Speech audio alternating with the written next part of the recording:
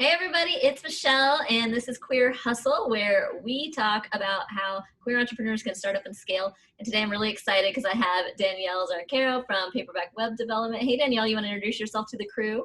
Sure. So, as you said, I am Danielle, and I have just recently, 2 years recently, full-time started a web development studio, and it involves a whole slew of web development and web maintenance, and just having a good time doing what I do. Doing your thing. And we have Yeah. lots and lots of web developers, agency owners, folks going out on their own or thinking about going out on their own that are watching and listening to this. Why did you decide to start your own business? Well, I think a lot of it had to do with making my own decisions and being able to do what I do best while defining the workload. So I've worked for so many agencies over the years. I've been doing this for almost a decade now. And I just felt either cut off from the decision making, or I felt like I had no say, or people would start creating, projects for things that nobody had any experience doing, and then you had to learn in like 2 minutes. And I just felt like, what's happening? I need to understand how all this is happening, and I wanted to learn what I wanted to learn, and I wanted to work with who I wanted to work with, and make my own decisions, and be able to wake up at 1 p.m. and get my day started. That's the main thing. I was always late to every job I ever Oh had. my gosh. That's one of my favorite things about you is that you're nocturnal, and lots of the web developers that I've worked with in the past are nocturnal too. I don't know what it is about y'all. But how does that feel to be able to kind of get your work done whenever you want, even if it's overnight in the middle of the night? It feels incredible. It feels that, I mean, for some reason, that was always the sticking point with me. It was like, people would be great to work with, or projects would be fun, like even all the positives. It's not my natural wake up time. So I always felt like I never got anything done during the day at all, because I would just either need to nap or need to go to bed early, or I would be exhausted. And so I just felt like my whole life was just waking up and going to work and coming home and going to bed. And so it just feels just so freeing to be able to make my own decisions about how I live my life, and to be able to provide that to other people. I feel like, ideally I would start to grow the business and maybe hire people that don't have traditional work days, or want that flexibility, or, can go take a nap if they need. I am pro napped. So pro nap. In fact, I have a napping couch, right? You can't really see it, but it's like right behind me in my office, and that's a prerequisite for me. I have to have a napping couch, and I have to have sometimes I want to work stretched out or whatever. It's so funny because these things seem like minor things, but they're major things when you think about the fact that, if you're not even productive till 1 p.m. in your kind of natural rhythms, how much time and money is the business even wasting forcing you to be somewhere at 9 a.m.? Yeah. And it turns into a lot of like micromanaging, and because there are a lot of pressures on the business owner, right? So they need to deliver, and they need to do this and please the clients and do all these things. And so like having people who seem like they're trying to, buck authority or whatever, and like all these things, that's very stressful for them. So I'm not saying that it's like right or wrong. It's just not how I work. And I know I can't give my all when I'm sitting here like 10 o'clock in the morning, like staring at the computer, being like, I'm just not productive. So yeah, I feel much better about the work that I do. I feel great. It's just, I can't even recommend to anyone who, who even just 10 o'clock, people just find a way, talk to your boss. I mean, maybe bosses are cool about it. Who knows? Just, people make exceptions for kids. I mean, if you have a kid that you have to put on the bus and you have to come in at 10, just be like, listen, I want to do the best for you. Right. Can I come in at 10 and stay till 6? Like, Here's where I'm productive, right? And lots of entrepreneurs starting for this reason, and sometimes it's like the day-to-day cycle, sometimes it's more seasonal cycles or whatever. For people that are neuroatypical, I mean, I have ADHD, right? There's days my brain doesn't work at all, and then there's days where I'm going to work for like 22 hours straight like a maniac because I'm totally hyper-focused. The work that gets done is the same amount of work. It's just done a little bit differently. And being in business for ourselves just allows us to have that flexibility to kind of work when we are most productive and get more done. Yeah, I've basically built up a productivity and that it can always get better. I think that's sort of an eternal struggle as an entrepreneur and as someone who's either working for a small business or working remotely or whatever. In order to not, I can be big on procrastinating, and so I have to stay pretty vigilant with myself. So if I don't have that external like boss, then I have to find other reasons and other ways to stay accountable for all of those things.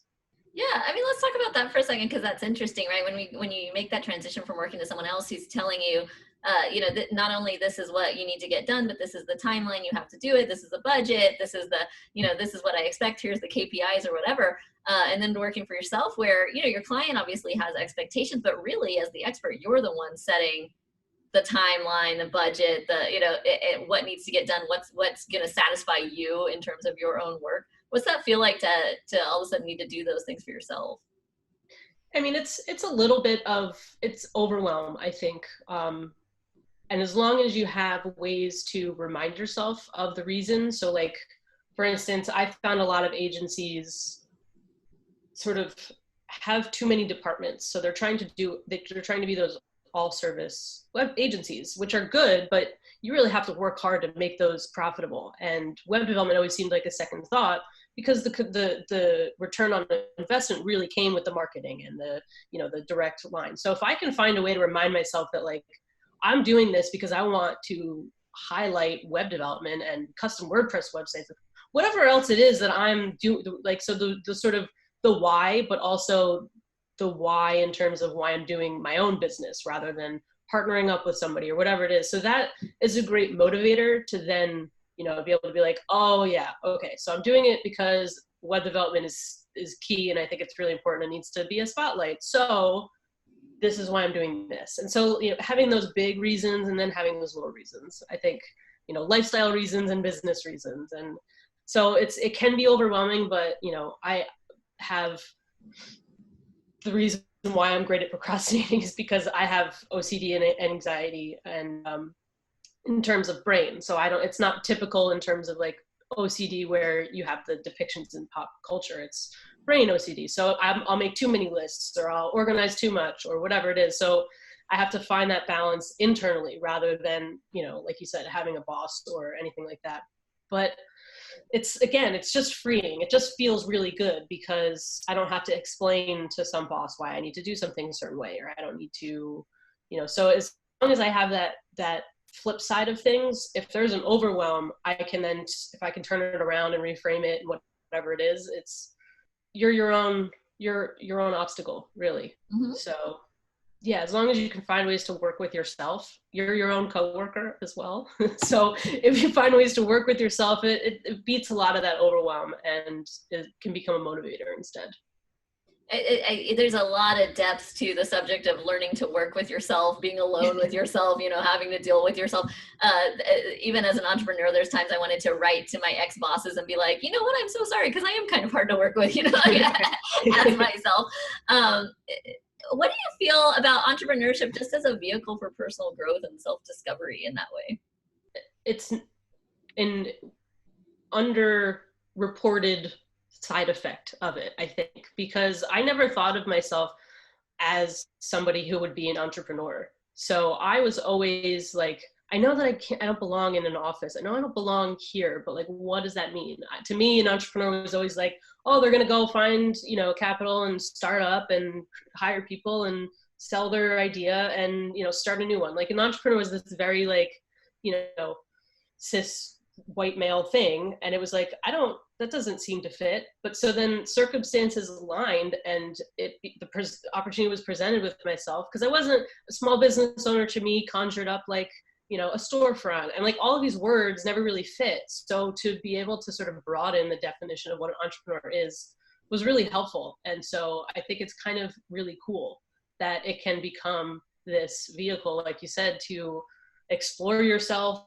and, dictate direction and make decisions. And I don't think we, as an employee, the tendency is to provide tasks, complete them, and report back. And so I don't think there's enough collaboration in a lot of work environments. So it's really cool to be able to define a work environment that others would, that I would want to work in, to then be able to, have others work in. And so it's just really cool and exciting, really.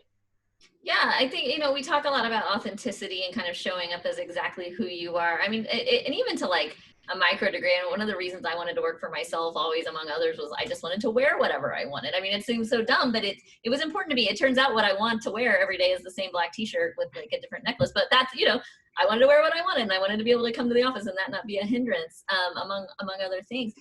You talk about, I didn't have this vision of an entrepreneur as somebody that was like me or looked like me. I mean, that's one of the main reasons that we're even doing Queer Hustle as a show, is to show people entrepreneurs that look like them. We want to show queer people role models.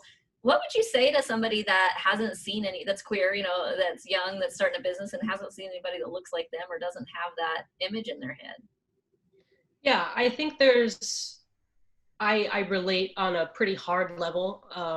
I mean, there's the stereotypes of, tech being very, cis white male, and that is growing, but I have yet to find a really, really good queer women web developer group. Where are we all? So it's sort of like, you get this opportunity to create something that might not exist, or so it can feel lonely at first, or it can feel like you're sort of just relating to whoever because you don't actually have any of the people who are like you. But you don't have to have that as your primary like goal. Your goal is to be you in front of other people and to enjoy what you're doing while you're doing it. So you have to just remember why you're doing something.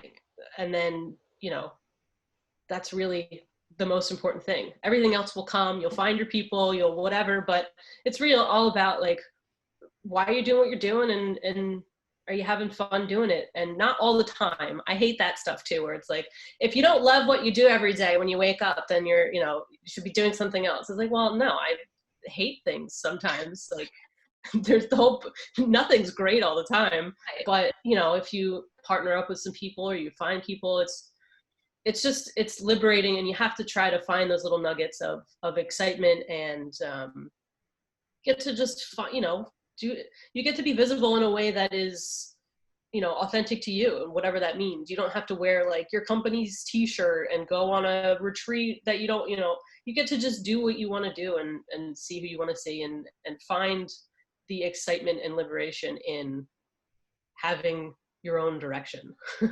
Yeah, I mean, it's interesting. Because it's both kind of sad and cool that just being a queer business owner at all is kind of a radical thing or a statement, or just doing it, just being visible doing it is kind of like a statement now.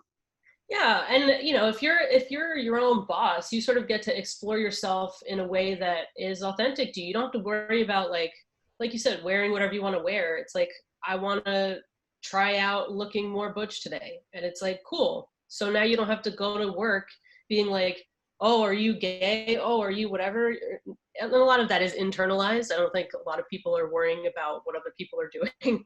We're all worried about what we're doing, and everybody's worried about what we're all doing. So most of the time, the thoughts that are in your head of like, they're going to think that it's like, no, they probably won't. But no, they're thinking they're going to think that I'm whatever. Right, right. So the internalized part of that, you just don't have to go through. You can just dress up as whoever you want to dress up as. So having the queer label and not having to be like, yeah, I'm a lesbian, and yeah, I'm, mostly a woman. And like, most people aren't going to understand what that means. Like, mostly a woman, what do you mean? What does that mean? So to be able to just like identify as a queer person, and to identify as how I want to identify, and without having to answer to somebody, or worry about if that's going to affect our team dynamic or whatever it is. I get to say I run a queer woman-owned business, and that just signals to people that they obviously have to be okay with that if they're going to come work with me, if that's how I identify myself. And so it's just, yeah, it's just empowering to be able to say, here's what I am and here's what I'm doing, and you can like it or not, but you don't have to work with me if you don't want to. Bye. I get to make that choice. Yeah, absolutely. Absolutely. So it's funny because, when we talk to different people here at Queer Hustle, and there's always kind of a range, and we always want to answer the question, what does being queer have to do with being in business? Now, for some people we talk to, that gets very deeply personal. They're in business because they're queer. They're in business because they want to help other queer people. For some people, it's kind of on the other end of the spectrum. It's like, oh, I just happen to be queer and I own a business. Where do you feel like you fall on that spectrum, and how would you answer that question? Like, what does it matter that you're queer in business? Every time there's a spectrum, I'm like, I'm probably in the middle somewhere. Yeah. So in the middle of every spectrum. I'm in the middle of every spectrum. Right. I do lean towards sides of spectrums, but I'm always like, well, but I'm sort of both. So I mean, I'm a little bit of both. I mean, I didn't go into business because I'm queer and didn't feel like I had an outlet, but how awesome would it be if I get to have relationships with a bunch of queer businesses? Like, that would be so cool. And it's not something you can control if you don't run your own business. So I get to be like, hey, what's your business? Are we aligned? Cool. I want to do that. Let's work on your website. Let's set up your automations. How can we go, because I'm not as, it doesn't come as naturally to me to network. So if I can work with other queer businesses who are much better at like having a queer audience, and then we can all talk to them and reach them, and what newsletters do you send out? Can we put a form on your website? And I get to nerd out about my stuff, in the scope of other queer businesses. And I know that like I can amplify all of those things, and I can make it work, and I can put it out on the internet and give people a platform for their voice. I mean, that's just the dream, right? So part of being a queer business is like, I know how tough it is. So let's fucking get together and do it. I love that about you, because you always characterize yourself as somebody that's like shy or bad at networking, or you don't want to do the sales stuff, or you don't want to talk to people. But when experiencing you in community online and everything, you're quite visible and quite vocal when it comes to the things that you want to talk about, that you're passionate about, that you want to nerd out about. So when you're talking about web stuff, you got no problem. What does it mean to you to like be able to exist in those kinds of communities and just be like your nerdy ass self, as loud and proud as you want to be? Yeah, well, and I think that contributes to me not being as introverted as I would be in other spaces. So it makes me be able to feel like I can show up in places and talk about what I want to talk about and share experiences with others. It's just a really cool feeling, because, I'm not necessarily shy. I don't call myself shy. I'm introverted. I absorb. I observe, and I take in all the data of what's happening around me, and then I contribute when I want to contribute. So when there's stuff that's happening all the time that I'm like, oh, I like that, let's talk about that. And then you're like, oh, this is cool, let me talk about that too. And then it just gets really exciting. And over the past 2 years plus is really when you start to, now that you can sort of choose the spaces that you're in, you can really start to hone that, networking, that discussion with others, that relating to others in different ways. And it becomes less of like small talk and becomes more of like, how do we connect with each other? So it's just, as an anxious introvert, it just becomes a lot more easy to, just be myself when I can just define what I talk about. And then I get to position myself as like the custom WordPress website expert. And then I get to nerd out about stuff because that's what people are expecting. So now I get to be myself and be super nerdy about stuff because that's who I am. So I'm not boring people to death with like, oh, so there's this plugin, and if you do this hook over here, like I could just find the people that talk about that stuff and talk about it with them. So cool.